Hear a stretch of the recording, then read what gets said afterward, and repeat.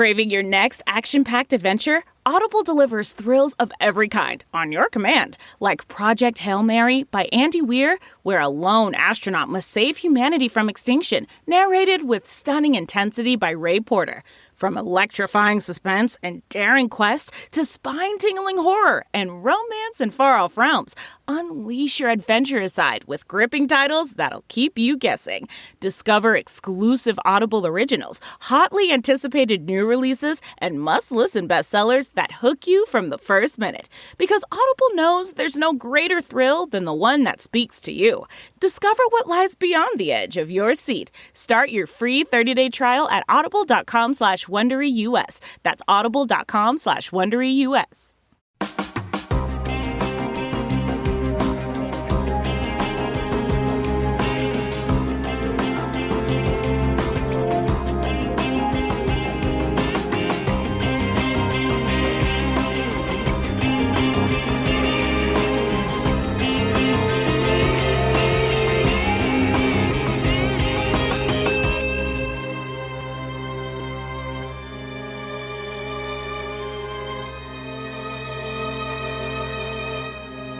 Hello, everyone, and welcome to episode 26 of the True Crime All the Time Unsolved podcast. I'm Mike Ferguson, and with me, as always, is my partner in true crime, Mike Gibson. Gibby, what is going on today? I am jacked up. You're jacked up? We just got done recording one and ready to record this one. I'm jacked up. All right. I like it when you're jacked up, I guess. I'm not even sure what that means, but I'll go with it. Like Billy Jack. Billy Jack.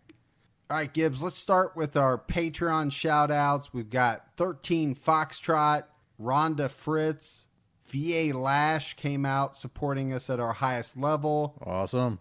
Again, I think VA Lash has to be in some way connected to Lash Vixen. Watch it be some guy. He'd be like, you're really off on this. All right, I don't know. There's too much Lash going on there. Yeah. For there not I think to you're be right, but I'm just some saying. connection. Hopefully they'll let us know. I could be way off. Deborah Trader, Hey, Why the Face? Hey, because you know why. I'm leaving it there. All right. I know you think that one's directed at me. That is. Ryan Crum, Be Kind, Callie. Yeah, Callie, thank you. I felt like Alex Trebek, like I'm just reading the categories on Jeopardy or something. No, we have Danielle Longamore, Emma L.M., Vicky Hensler, Samantha McDonough. And we actually had somebody on PayPal, Gibby, support us health-wise. I don't know if that's a company or... Either way. Yeah, either way. We appreciate the support. It encourages me to be healthier and more wise. I think those would be good things for both of us. Yeah. To strive for. I don't see it happening, but... Well, which one should be more important for who? Healthier for me, wiser for you. Oh, wow. That's what I'm going with. Oh. Ouch. Ouchie. And then, so we appreciate all the support, Gibbs. We say that a lot. We love it. It means a lot to us. And you and I talked about this. One of the things we wanted to do is, because we appreciate the people that have been with us a long time as well on Patreon. So I went back and I looked at the very first person to come out and support us on Patreon. And so I want to give a special shout out to Ann Fertner. Ann, I think she goes by Annie. I really hope I'm not butchering your last name, because back in those days, we didn't say last names. We didn't. And then I looked at the second person, and that was Rebecca Scheffler. And both Annie and Rebecca, they're still with us today, still supporting us. It's awesome. It means the world to us, so we wanted to give a special shout out there. So Gibbs, we just got done recording True Crime All the Time for this Sunday. Yeah. Joel Rifkin. It's a good one. It is a good one. I mean, it's a good episode, bad guy. Well, I haven't found a good one yet. Well, that's true. We don't talk about a lot of good people, do we? Except our supporters, and those are all good people. Those are. But the subjects of our episodes are on True Crime All the Time are not good people. No. Now, on Unsolved, we talk about a lot of good people, and we will be talking about one today. Right. But let's start, before we jump into the case, let's start with some voicemails.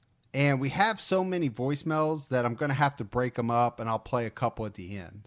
Hi, Mike. Hi, Gibby. I'm Morgan, and I am from Lake Charles, Louisiana, which is about 40 minutes from Jennings, Louisiana. I know you guys covered the Jennings 8, and I have the tiniest little complaint. For some reason, people have a really hard time pronouncing the names of us Louisianians. So you're not the first podcast to cover that case, and you're also not the first podcast to get the names wrong. So I have one quick correction. The last name that is spelled like Richard, you guys were saying Richard, which is a good attempt, but it's actually Richard. We have a bunch of wacky names here, but Richard is actually probably one of the easier ones. Anyway, you guys do a great job. Keep up the great work. I really enjoy it, and, stay safe and keep your own time ticking. All right, great voicemail from Morgan.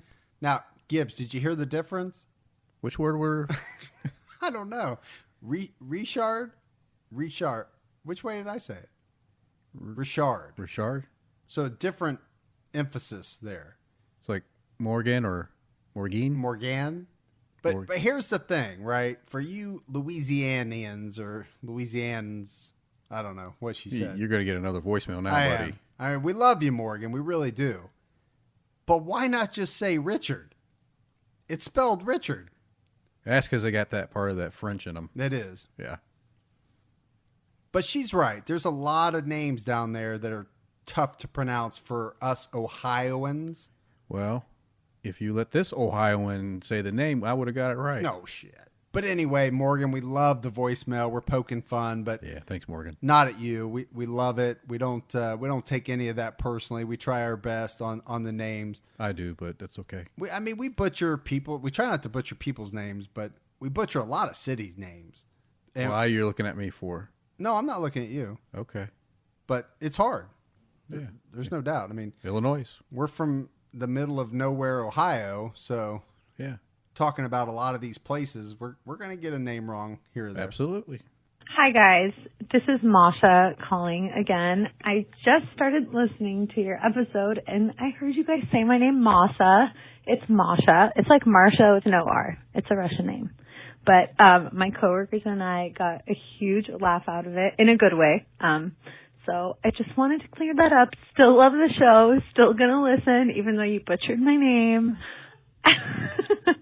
Thank you, guys. Bye. Masha. I know. It is. Masha. Oh, we love Masha.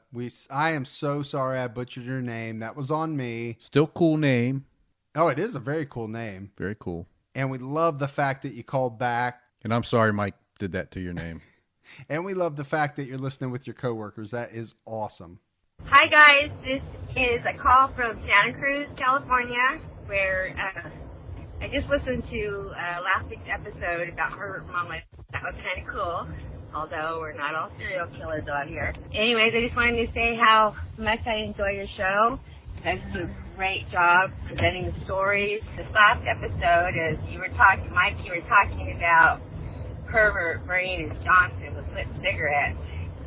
And I'm walking into work with my headphones on, of course, sipping on some tea.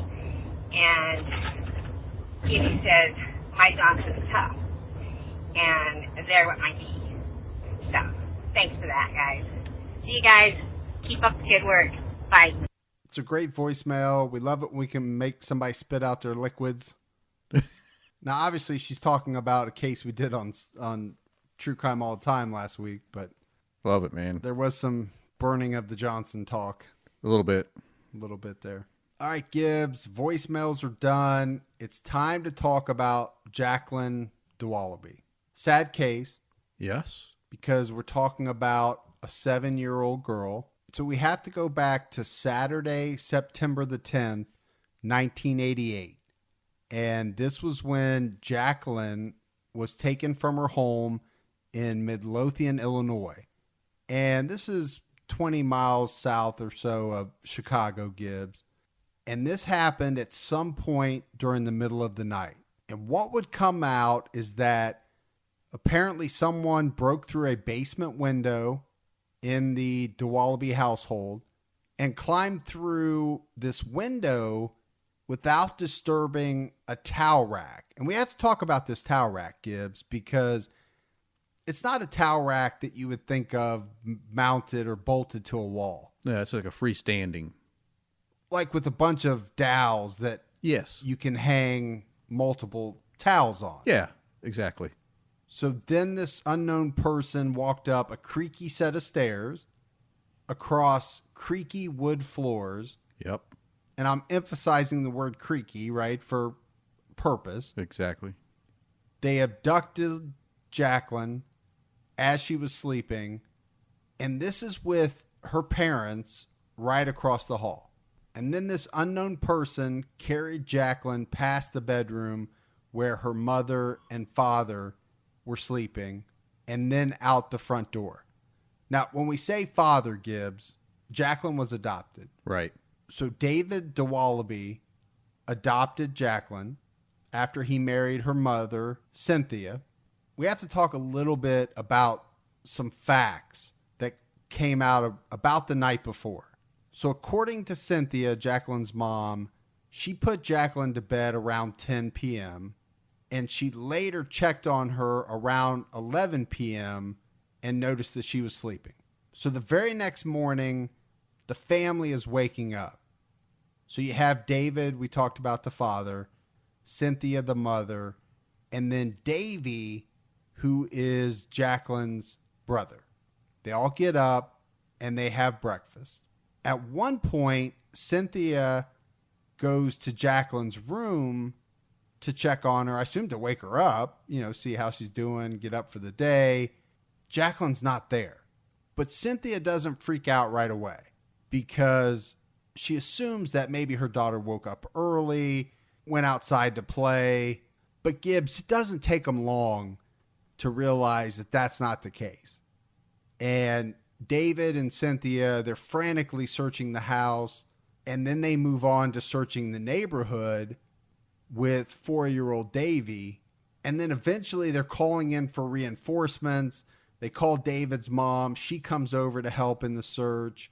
But pretty quickly, Gibbs, I think they realize something's wrong, right? They're not finding her quickly, either in the house or in their quick search of the neighborhood, right? They're assuming that she wouldn't have gone very far. Right.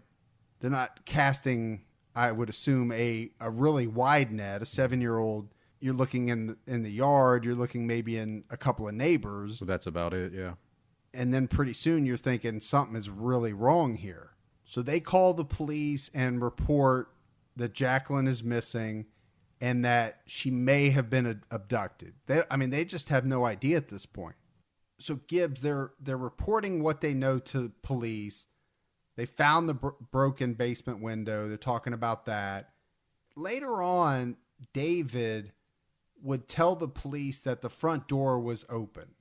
They had found the front door open, but he wasn't sure if it was his mother who had been over the night before, that maybe she had left it open when she left and they hadn't closed it. Now, I will tell you one thing that is strange to me, and I don't know about you, Gibbs, but every night before I go to bed, I check all my doors. Yeah. I know for a fact I would never, and I'm not saying anything about them. I'm just saying me personally, I would never go to bed leaving the front door open. Yeah. No, it just wouldn't happen. And I wouldn't either. And growing up, my parents didn't, but my neighbor, they would. They would leave their doors wide open. You would wake up in the middle of the night and the door would be wide open. And we are talking about the late 80s. Yeah. So I don't know, but this, these are some of the facts that would come out. He just wasn't sure. But I think pretty quickly, Gibbs, they're going to figure out that it wasn't the mom that left the door open the night before. I mean, she's there. They can ask her. They figure that out. Now, as normally happens in a lot of these cases, what you have is some search parties that get organized pretty quickly, and they search for 4 days, but they don't find even a hint or a sign of Jaclyn. But we have to go back to day one of the investigation, Gibbs, and talk about some of the critical mistakes that were made because I think they're very important. The first one is that investigators, they don't cordon off Jaclyn's room. No, and the weird thing about that, Mike, is that later that night, the grandma even sleeps in her bed, which, in this type of activity, that's a no-no. Right. You want that to be left pristine. Yeah. So that you can search for evidence and all that. You don't want, that's why they don't want people traipsing through crime scene, introducing foreign whatever. It just contaminates the whole thing. And it would come out, Gibbs, that I don't think they even really made what you would call a very thorough search of the house. So they had an evidence technician that was taking pictures, but didn't get a single close-up shot of the broken window or any of the pieces of glass that came from that broken window that would have been on the ground. You would think these are major things that you would want to document. Like Forensics 101? I've never taken a class, but just in my head, I would think you would want to document. I would think so. Some of these things.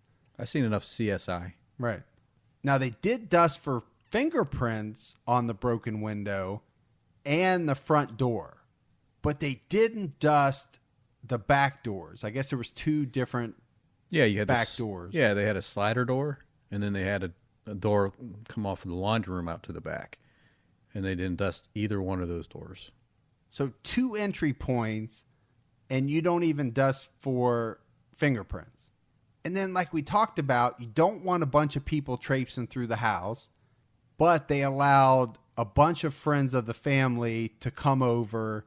Now, they were comforting the Dowalibys, and that's understandable. But they also started cleaning. They swept up the broken glass. They were cleaning the house. You just can't let this happen, Gibbs. Yeah, basically sanitizing a crime scene. And the police were there watching them do all this. Now, you and I talk about this a lot. Who are the first suspects that are going to come up? It's going to be family in this case. Right. If it was somebody older, we'd be talking about a spouse or a significant other. But in this case, it's going to be family. The very next day, they have David in to take a lie detector test. And he passes this. They don't give one to Cynthia, the mom, because she is just so upset, as you can imagine any mom would be. Right. And dad, for that matter. It'd be hard to get a good test out of that. An accurate reading. Right.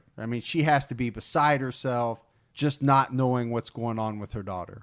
So on Monday, now we're talking 2 days after 7-year-old Jaclyn has disappeared, the police request blood and urine samples from both David and Cynthia.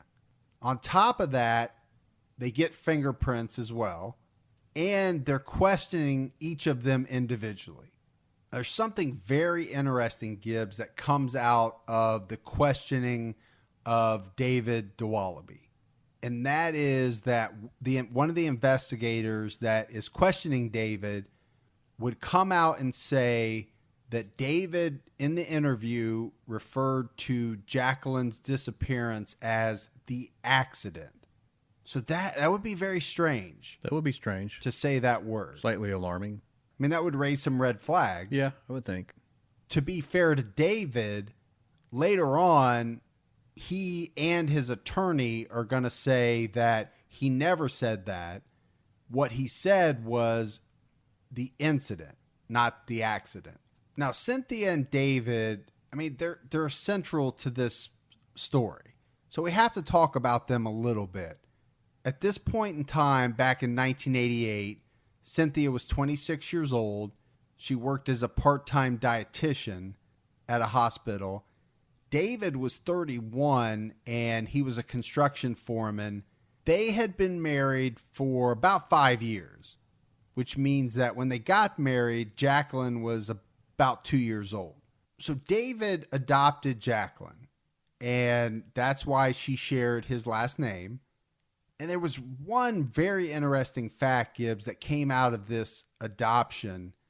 And it had to do with the fact that in 9 years of work history, David Dowaliby had only taken off one single day of work. And that one single day that he took off was to adopt Jaclyn. Go ahead. That says a lot, you know. It's somebody that cared about their career, but cared more about making sure that he was able to adopt this little girl that clearly he loved. I think it says a lot, because to not miss a day of work in 9 years, that's pretty impressive. And to only miss one day, I should say. And that one day is to adopt Jaclyn. Yeah, that means a lot to me. So they end up, David, Cynthia, and Jaclyn, moving into David's childhood home in 1986. So this is just a couple of years before the abduction. Right. And it was said, Gibbs, that, I think David and Jaclyn had a good relationship. A lot of stuff came out about the fact that they loved going fishing. They loved going bowling together. Yeah, and even friends would come out and, back that statement up that they did have a really good relationship, that he did care about this little girl. So again, all of that is important as we move through this case. Absolutely. So Gibbs, I think we have to talk about Jaclyn's biological father, because when she disappeared, there are people that started to look at him. Yeah, pretty fast, actually. Because in the past, he tried to take her before. But there was a big problem with that because he was in prison at the time of her disappearance, serving time. So once they found that out, police started looking at his brother, and his brother was mentally ill. So the police end up questioning the brother of Jaclyn's biological father as a possible suspect, but he claimed to have an alibi, and the police were able to corroborate that alibi. So as you can imagine, this kind of rocked the community, this disappearance of this precious little 7-year-old girl. Oh man, can you imagine? I mean, seriously, if this happened in your community, I would be freaking out, right? I mean, I've talked about it. I've got a 7-year-old niece. I would be just, man, I don't know. Well, I have 2 girls. They're a little bit older, but I live in a relatively small community. And if something like this happened here, well, and especially today, right? Today you've got Facebook, Twitter, Instagram. It would be all over. Well, and then you have the news, obviously, but yeah, and our phones would go have the Amber Alert. The Amber Alert would go off, but yeah, I mean, just the pain. I mean, I would just be, man, I don't, especially if I knew the family, or if it, like you said, if it was your own daughter, or like somebody you knew, it just would be devastating, man. I don't know how people would function. But pretty quickly, the focus of the investigation turns to Jaclyn's mother, Cynthia, and to David. I mean, Gibbs, there was an investigator that would come out with a theory that the parents maybe had disciplined Jaclyn and it got out of hand and something went wrong and they were trying to hide that, cover it up. So they were looking at them very hard from basically the get-go. But meanwhile, the community is still, I mean, they're out there, they're searching, and they really think that, they're going to find her. I mean, they're very positive. I mean, they're tying yellow ribbons around trees, in her, in her honor, that they're passing out flyers. They're going door to door. They're doing everything they can to find this little girl. And this is during that 4-day period that we mentioned in the beginning. Exactly. And because of going the door to door with the volunteers and the many different law enforcement agencies, they get some tips, and they're good about it, right? They should be. They follow up on all the tips to see if it goes anywhere. On Tuesday, an evidence technician comes out and suggests that the basement window might have been broken from the inside, alluding to Gibbs basically that this was some type of staged break-in, something like that. Right, and that's where that towel rack comes into play, because they also said, if someone would break that window and crawl through, wouldn't they've landed on the towel rack and knocked it over? To them, it was perfectly, right below the window, like no one touched it. So that was kind of a alarm that went off. So this broken window thing is eerily similar to another famous case. Yeah, so you can flash forward 7 years from now and from this case and talk about Jon Benet Ramsey. Yeah, I mean, there are some eerie similarities. Now we're talking about different types of houses, right? Right. The Ramseys lived in a much bigger house, but you got a broken window. You got police that didn't search the house all the way through thoroughly. Also let family or friends and other people into the house when maybe they shouldn't have, when evidence was still there to be gathered, things like that. Right. Obviously, they're not connected. It's just... Yeah, but there's a lot of tie-ins, right? A lot of similarities, it seems like. Parents being suspects. And so getting back to this evidence technician and his suggestion that this was maybe a staged break-in, that the window was broken from the inside, I mean, this just makes police even more convinced that something happened to Jaclyn, and whatever that was happened inside the house. Now, what also happens during this time is that David and Cynthia make the decision that they're not going to speak to the press or to the police. And you got to think, Gibbs, I mean, the police are coming out and basically saying that they're very suspicious of them. They will take the Fifth Amendment, that they are not going to cooperate or communicate with us any further in this investigation. There you have the police back in the day talking about David and Cynthia Dowaliby, not wanting to talk with them. Let's be a little bit fair. They were told by their attorney that they, at this point, if the police are looking at them the way that they were, that they should not talk to the police or make public statements without their legal advisement from their attorney. But also the FBI, it was said the FBI told them to be careful what you say because we're looking for your daughter. And the information that you put out there could potentially hurt the case. They didn't want them to say something that only them, the FBI, and the real suspect would know. And if they said it out to the media, then anybody could say that they were the suspect, that they did, that they had the girl.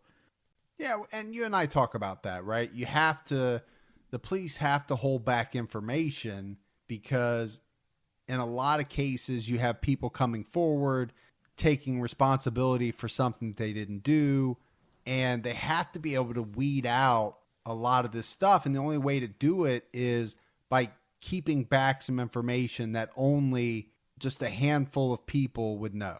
But some people in the community start to question the Dowalibys.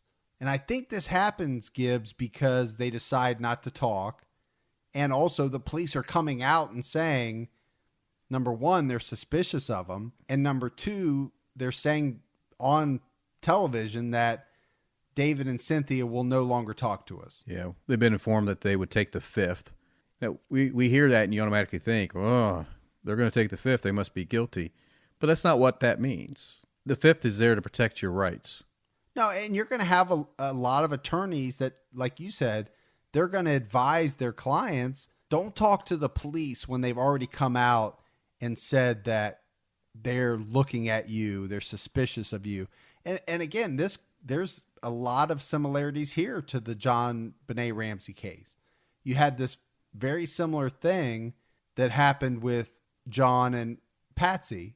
At some point, I think they were advised not to talk to the police because at some point the police came out and started talking to the media and saying that they were looking at them and things like that. So not to keep talking about Jon Benet Ramsey, it's just, it's kind of eerie, some of the similarities between these two cases. Yeah, and when you research this case, that comes up a lot. So, Right. I mean, I think you kind of have to talk about it a little bit. You know, it's the next day. It's Wednesday, the 14th, and in good faith to try to clear their name, they go to the police station and offer to do another lie detector test. And Cynthia, she takes it, but it's inconclusive because she's still an emotional mess. So they can't get a good reading off of that. And that makes sense to us, like we talked about on the first one that she didn't take. Yeah, it doesn't surprise me at all. Now, however, on the second time that David takes one, the police determine that he's not telling the truth and that they're going to go ahead and hold him for, the next few hours to interrogate him. So that's not good for David. That's not good. So he passes a lie detector test the first time, and now on the second one, they say he's being deceptive or dishonest or whatever you want to call it. But something happens, Gibbs, that very same day that David and Cynthia take the lie detector test for the second time, and it's around 6 p.m. that Jaclyn's body is found in a field in a community called Blue Island. And this was only about 6 miles from her house. They find her body, and she's still wearing the nightgown that she had on the night before she went missing. She's wrapped in her comforter from her house, but she has a 25-foot rope coiled twice around her neck, Gibbs. And we have to talk about this rope, Gibbs, because later on this is going to come out that this rope definitely came from the Dowaliby garage. They also found Jaclyn's soiled underwear a few feet from her body. They complete the autopsy, and the autopsy reveals the cause of death as strangulation. It also reveals that she had been killed the night she went missing. So they're pinpointing the time of death, but her body had suffered a lot of decomposition during those 5 days, Gibbs. It was hot, it was humid, and because of this, during the autopsy, they were not able to determine whether or not a sexual assault had occurred. So we have to keep in mind that when Jaclyn's body is found, David is still being interrogated by the police. And they don't alert David to the fact that she's been found right away.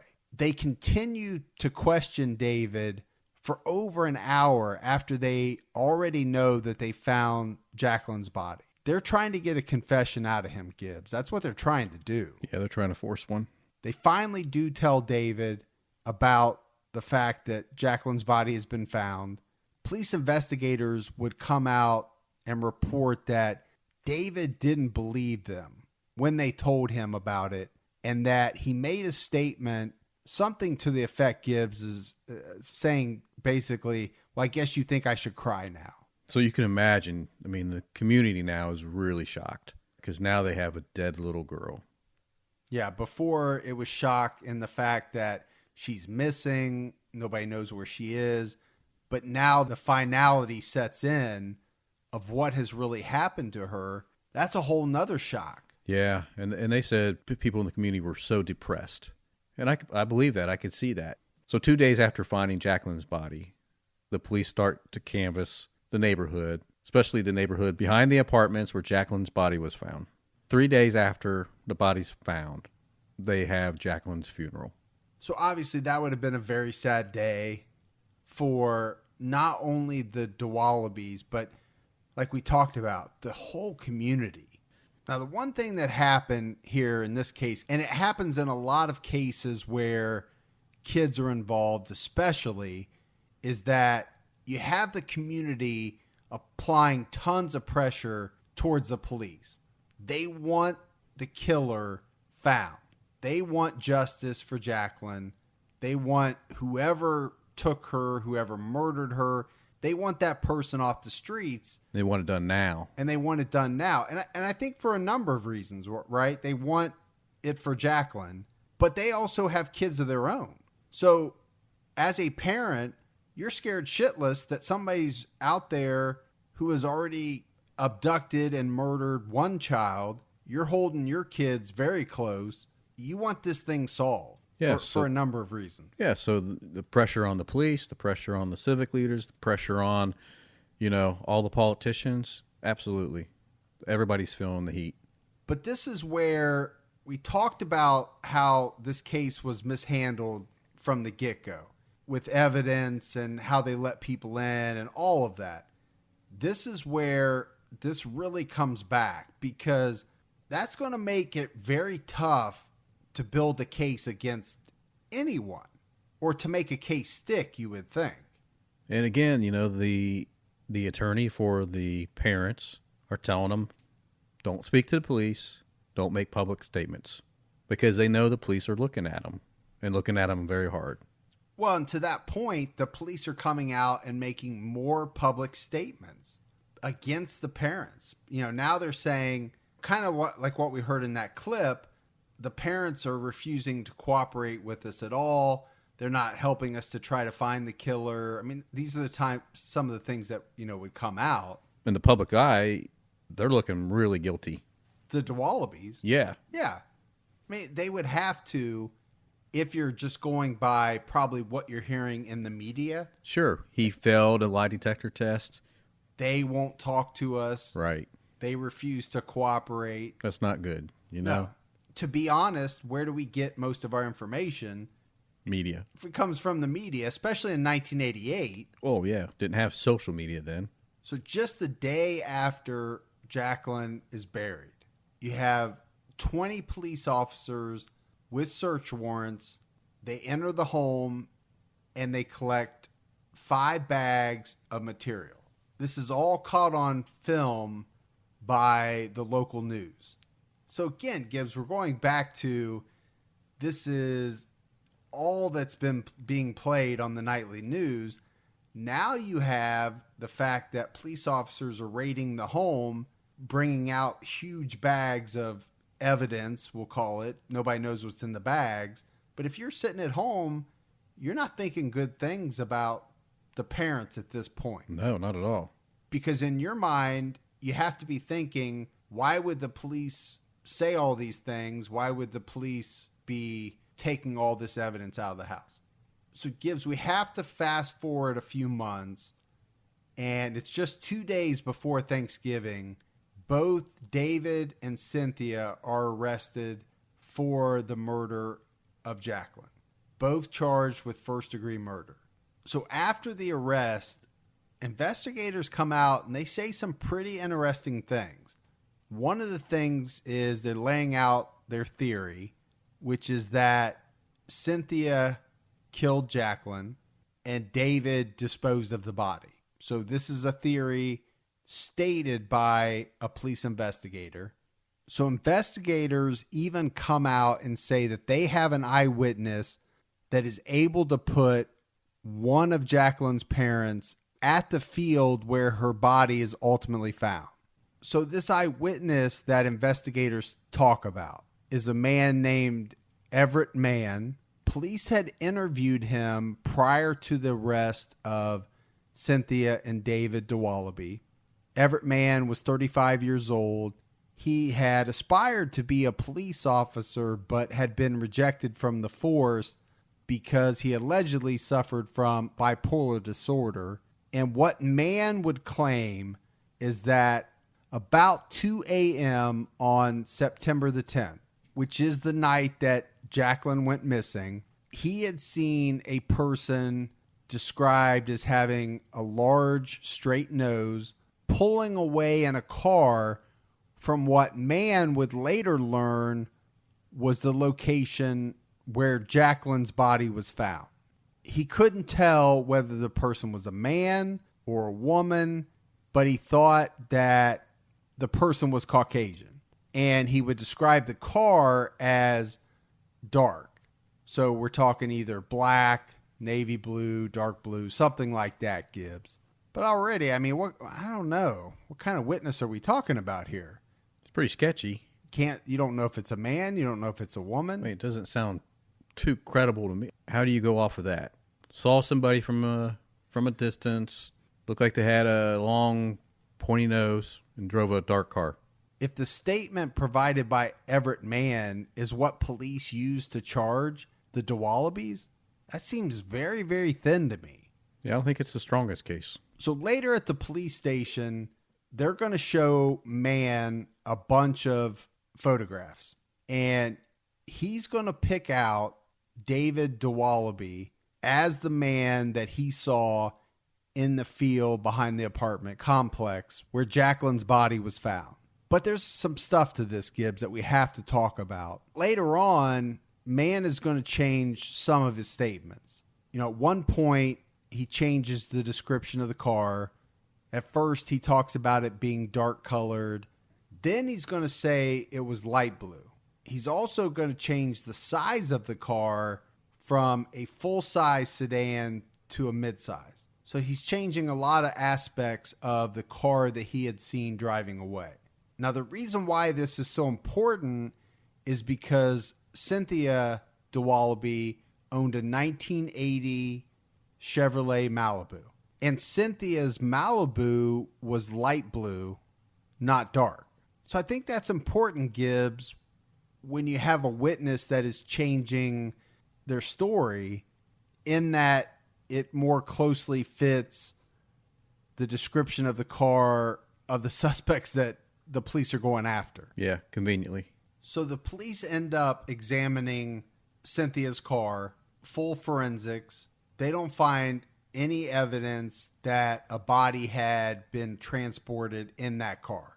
So one other thing, Gibbs, that we have to talk about, and this would come out a little bit later, and it has to do with Everett Mann's identification. And what comes out is that he was 75 yards away from the person that he says he saw. 75 yards, Gibbs. That's 3/4 of a football field. Yeah, that's a heck of a distance, man. Especially then to go back to the police department and pull a face out of a lineup. Yeah, and remember, it's at 2:00 at night. Oh, that's right. So it's dark. So if it really is 75 yards away, that's a long ways. Yeah. To make that kind of identification. That'd be really difficult. I'd have a hard time spotting something 50 feet away, let alone 75 yards. Now, not too long after the Dowalibys are arrested, there is a forensic report that comes out indicating that the force that was used to break the basement window indicates that it had to have been broken from the outside. So, Gibbs, here's one of the things that I have a hard time with.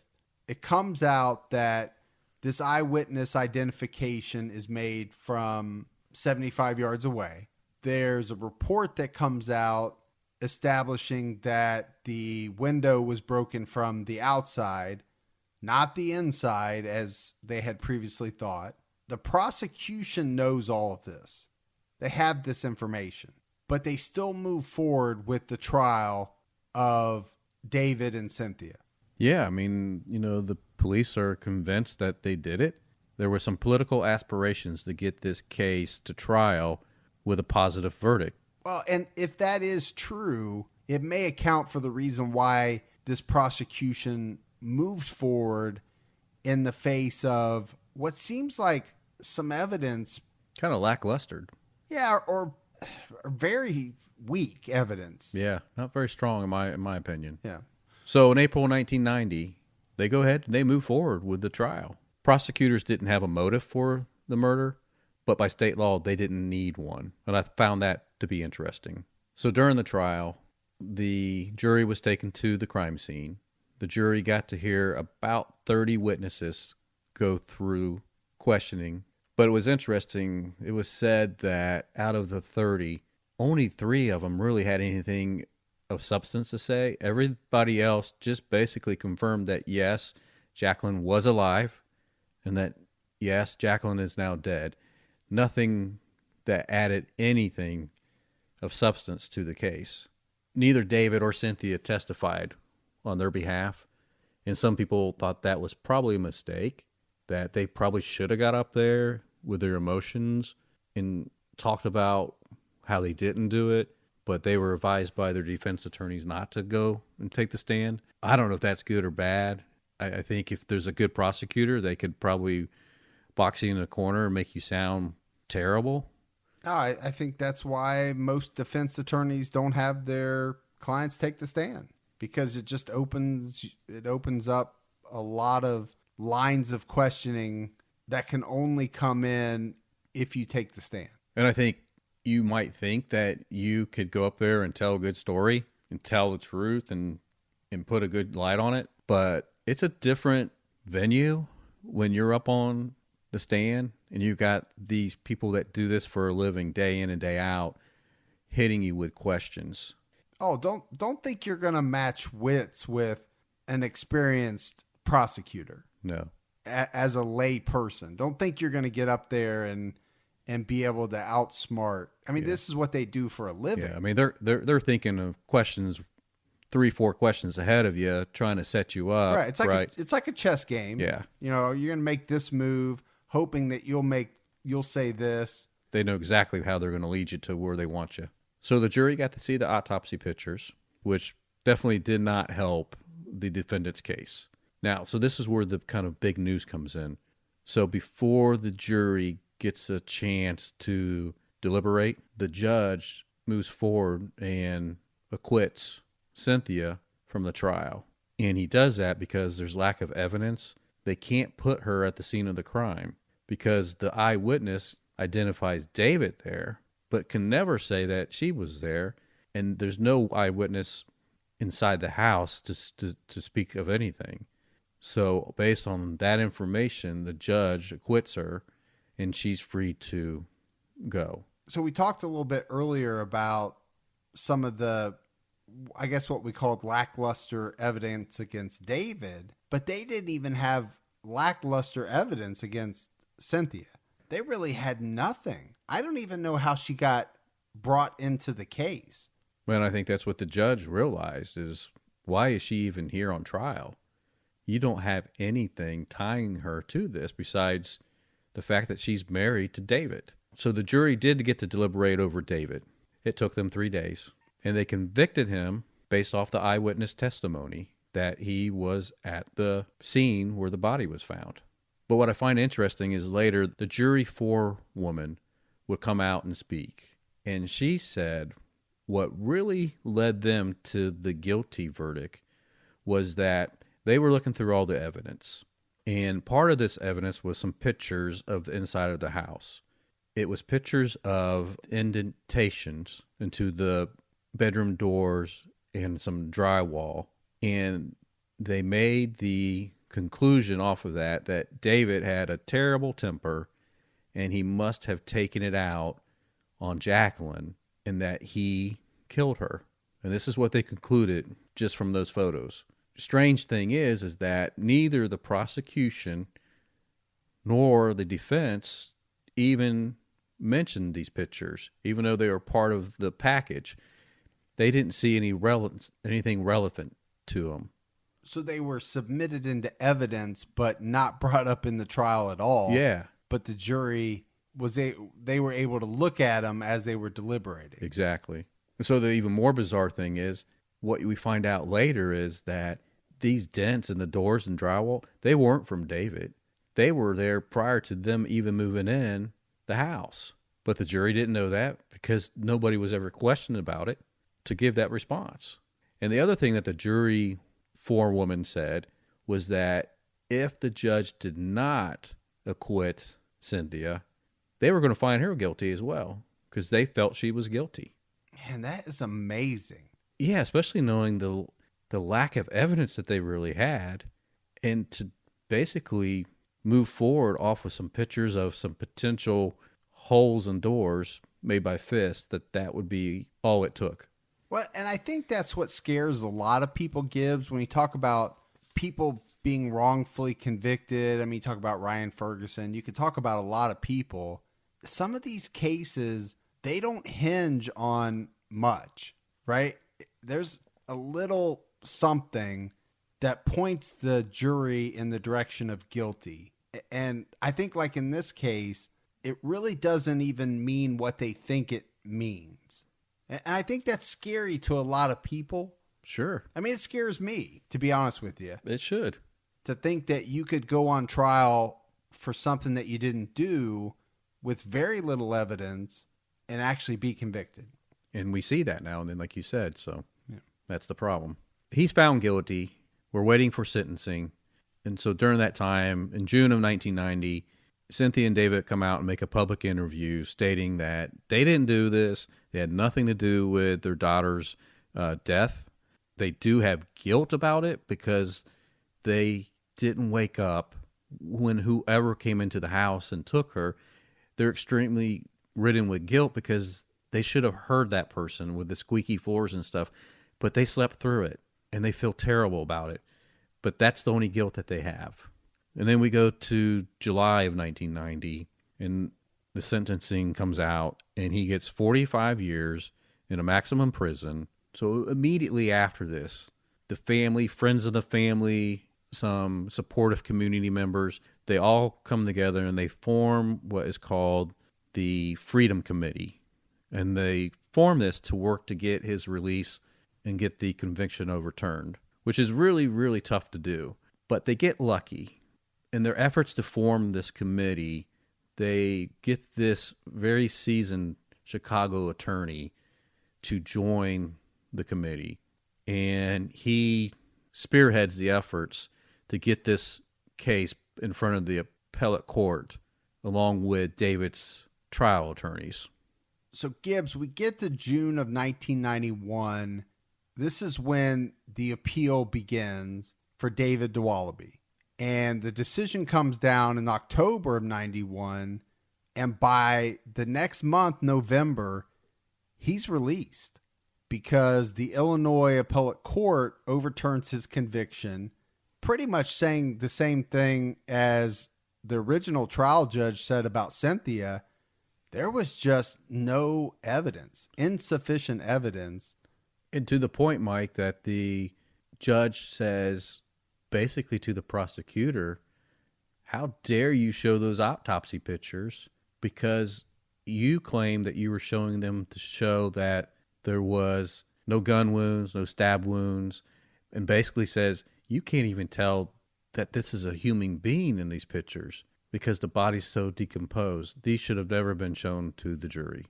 So after David's conviction is overturned, the Cook County State Attorney announces that he's going to appeal to the Illinois Supreme Court, and the Supreme Court of Illinois ultimately rejects that appeal.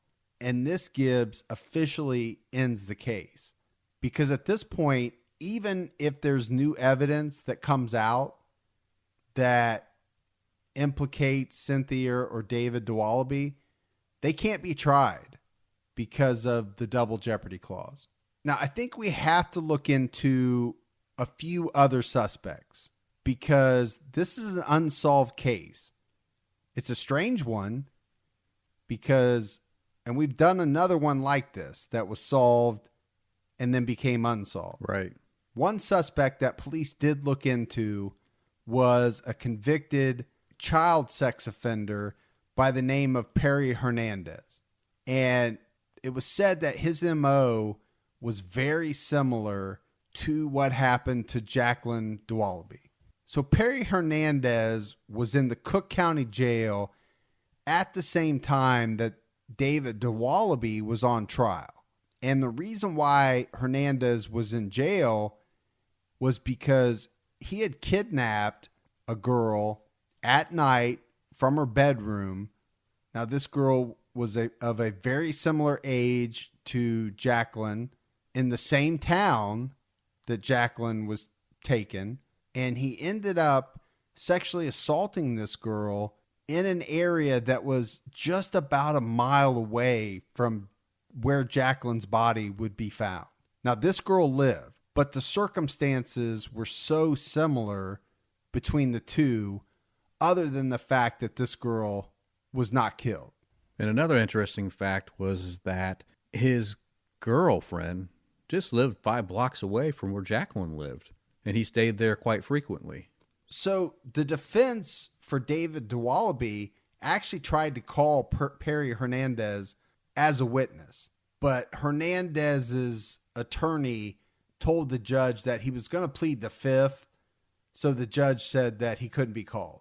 Now, what I find interesting, Gibbs, is that in everything you read, the police have ruled out Hernandez as a suspect in the abduction and murder of Jaclyn, but I'm not sure why. I don't have all the facts as to why they feel he couldn't have done it. Because there's another interesting story about Hernandez, and it's basically that another inmate at the Joliet Correctional Center overheard Hernandez talking about breaking into the Dowaliby home.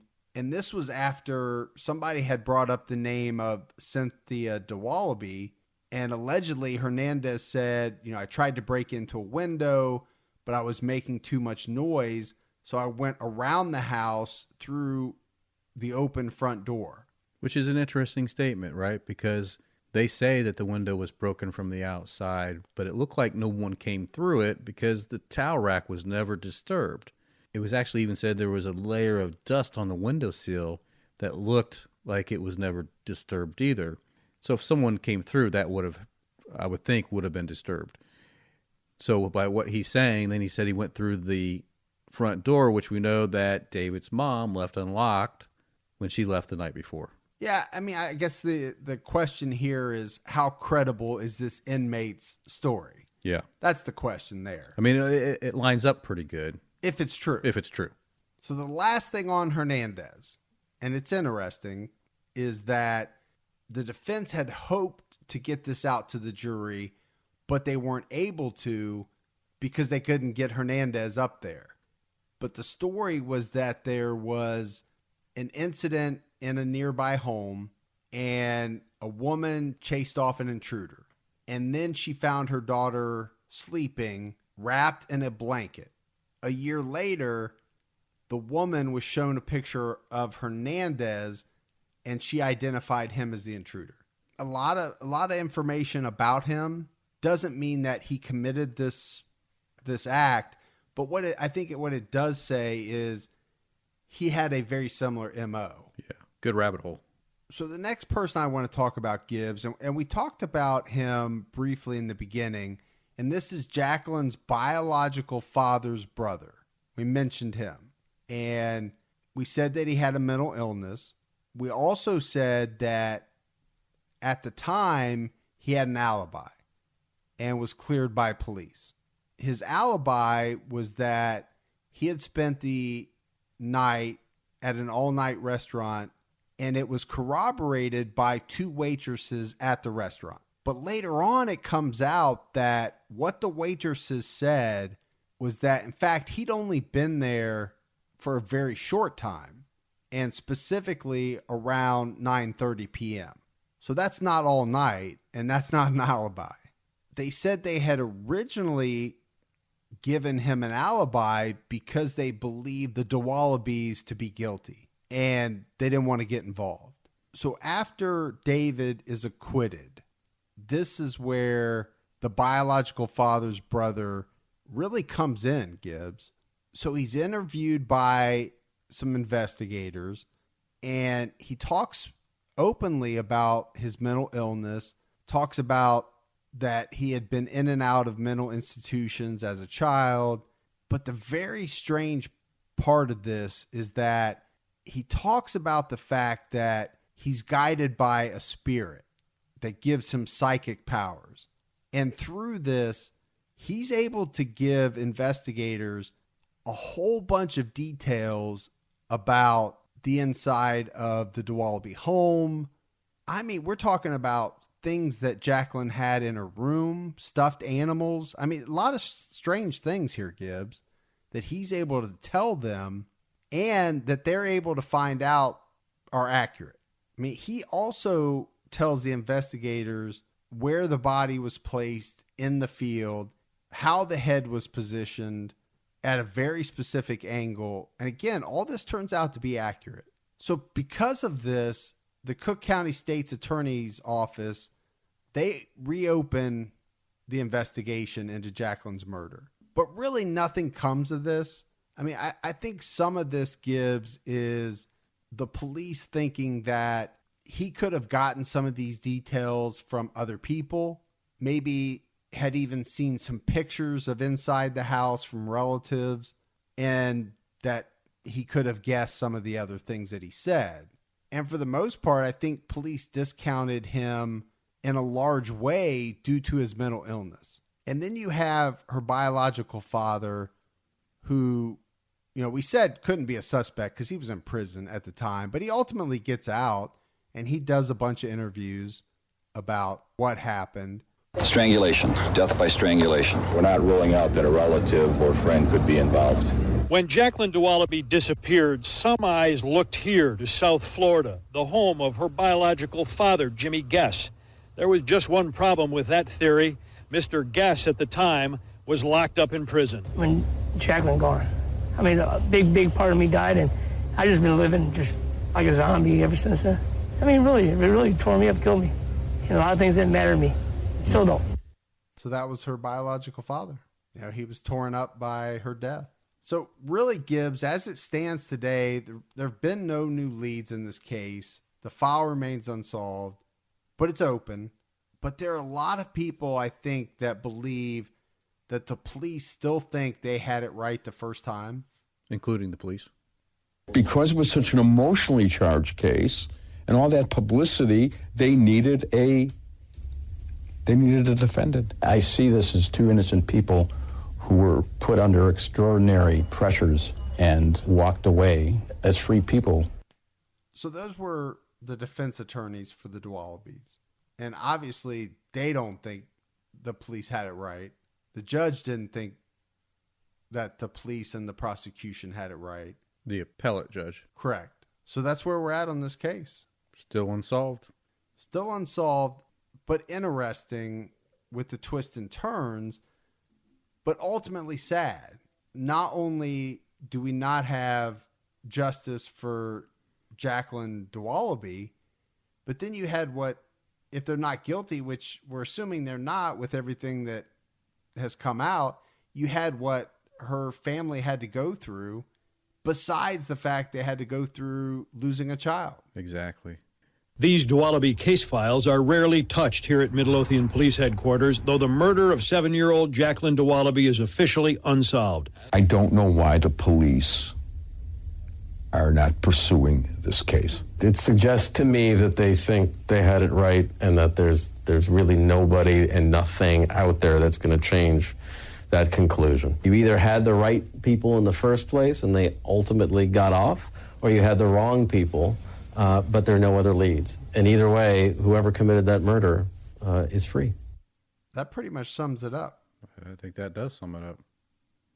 So we had a couple more voicemails we wanted to play real quick. Hey guys, my name is Trevor Roberts from Gadsden, Alabama. I've been listening to your podcast for 7 days and have went through every single episode. I think you guys are awesome. I enjoy hearing your podcast every week, and just keep up the good work. Talk to you soon. That's awesome, Trevor. Appreciate it, that, buddy. Keep binging. Hey guys, Melissa here from Dayton, Ohio. Just wanted to say that I love the podcast. I listen to you guys almost every day at work. It helps get me through the day, and just want to say keep on going. Thanks. Bye. Very cool to have a voicemail from our hometown. DAY. Thanks, Melissa. We appreciate it.